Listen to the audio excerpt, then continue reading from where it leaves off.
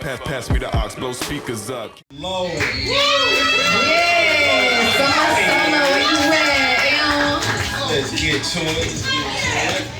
Yes, sir. What's up? Oh yeah, my boy turned. Period. How you feeling? I'm good. I had a little drink. Get a drink. Shout out to the bartenders. Shout out to Happy the hour till bartenders. 10. I love y'all. I cook food. Alright, man. So, first question I got, between you being a songwriter, a performer, and a recording artist, which one do you consider yourself first above the one? I will always go with the recording artist first because I love making music.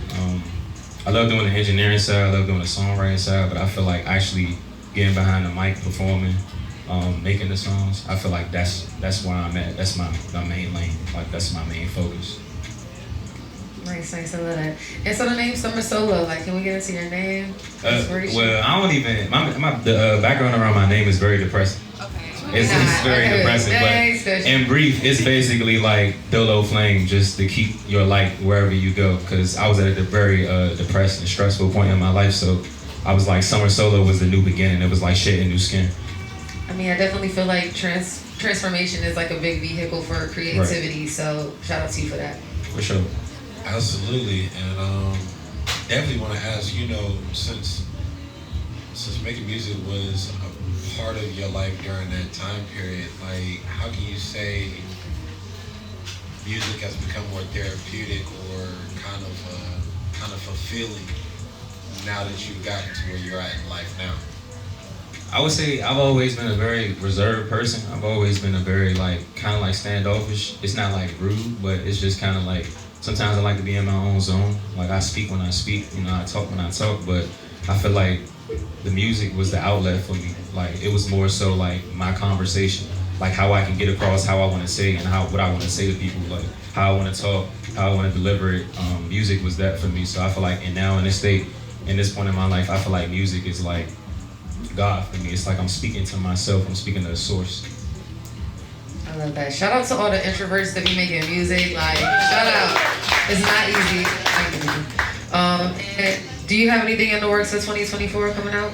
I actually am, aside from music, I'm actually working on a book called Desmership. It's about black superhumans. It's a fantasy novel. But aside from that, I would say music-wise, I'm working on an EP called The Whole Lot of Horrors. And it's a 2-song EP basically about a woman that's basically gold digging into the man's perspective in the second song. Like storytelling. Have you ever thought about like connecting the two? I have definitely. I'm actually working on that as well, but I ain't gonna speak too much on that though.